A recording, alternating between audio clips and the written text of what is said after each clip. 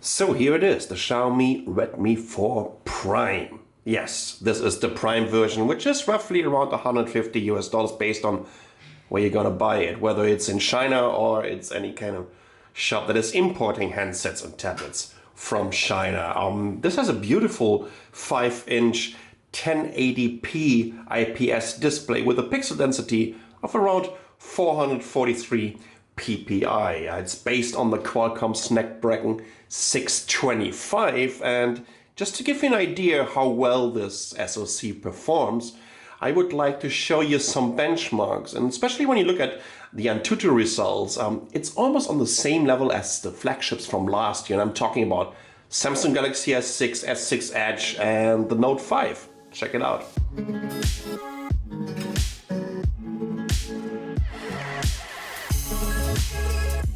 So isn't that impressive? I mean, this is only like 2,000 points less than the Galaxy S6 or the S6 Edge or a Note 5 or, I mean, you name it. A flagship from last year. And now you're getting this in a budget device for about $150. Let's continue with the specification because, I mean, it just gets better. As soon as you hold it in your hands, you immediately feel this superb metal unibody build. It's just absolutely amazing. And by the way, we have a 13 megapixel camera on the back with an f2.2 aperture lens, and we have a 5 megapixel camera on the front. Also comes with an f2.2 aperture lens. You're capable of recording 1080p videos with the camera on the back at 30 frames. You can do the same with the front camera. Unfortunately, this one doesn't have an optical image stabilizer, but I still think that the pictures and the quality of the stills is pretty good, but we should also take a look at the video recording quality. Check it out.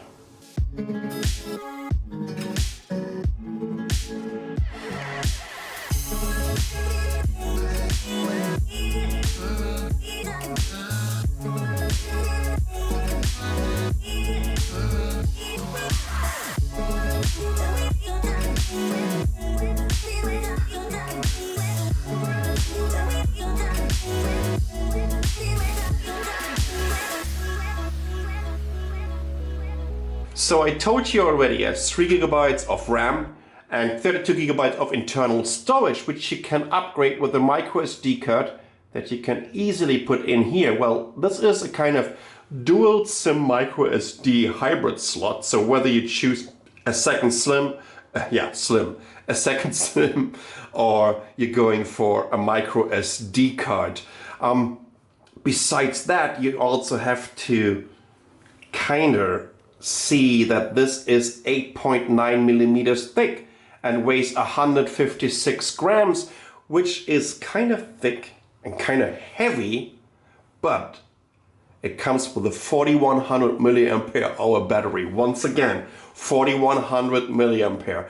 So compared to the Galaxy S6, I think that one was like, wasn't it like 2650 or 2750, right? You're almost, no, not only almost, you're getting like 50% of additional battery capacity, and this turns out to get you through 2 real days. And I really mean real days, because I'm a heavy user. I'm getting a lot of notifications, and I'm just using my smartphone. It's called a smartphone, not an idle phone. So to get through 2 days of this kind of heavy usage scenario, this is absolutely amazing. By the way, we also have a fingerprint sensor on the back, and that's basically what I can tell you about this phone when it comes to all of its advantages. There's also a disadvantage, and this is something that I need to show you. Hold on, let me quickly. Can you see those little scratches here?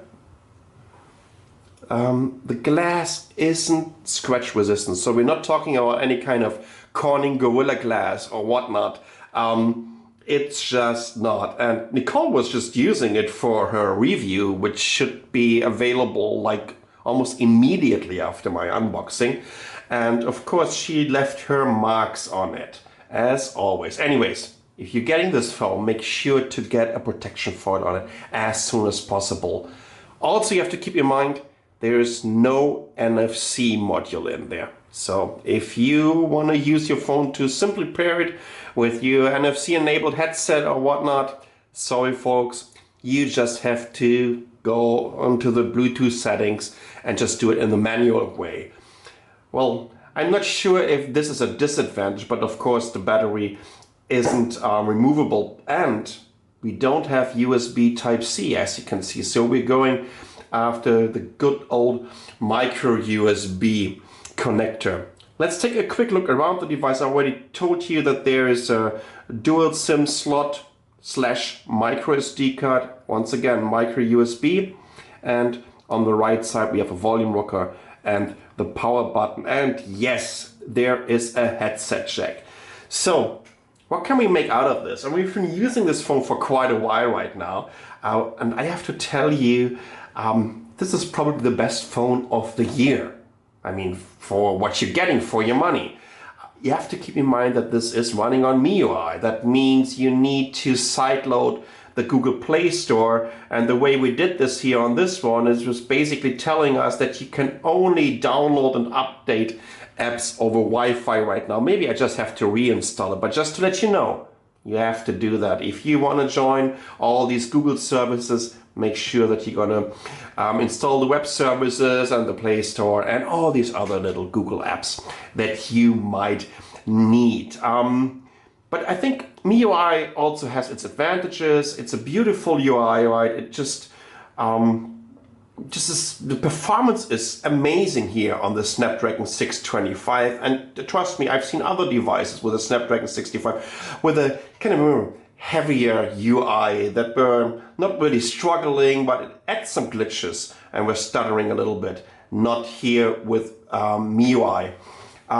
Besides that, when it comes to updates, a lot of people are a little bit concerned with Chinese phones when it comes to updates. Once again, Xiaomi might be a role model for the rest of the world when it comes to updates. Security patches are getting their or just getting launched via over-the-air updates almost on a weekly basis, and I think this is absolutely amazing. So if you guys are on the market for an amazingly looking phone, a phone with a massive battery, with enough performance to run all these apps and even the latest 3D games for the next 2 years, and you don't want to spend the big buck and you're even looking for a dual SIM phone, you might want to consider the Xiaomi Redmi 4 or even the Prime version. If you like this hands-on, just leave me a comment down below. Yeah, or give me a like, or maybe you have questions, just leave me a comment down below, and otherwise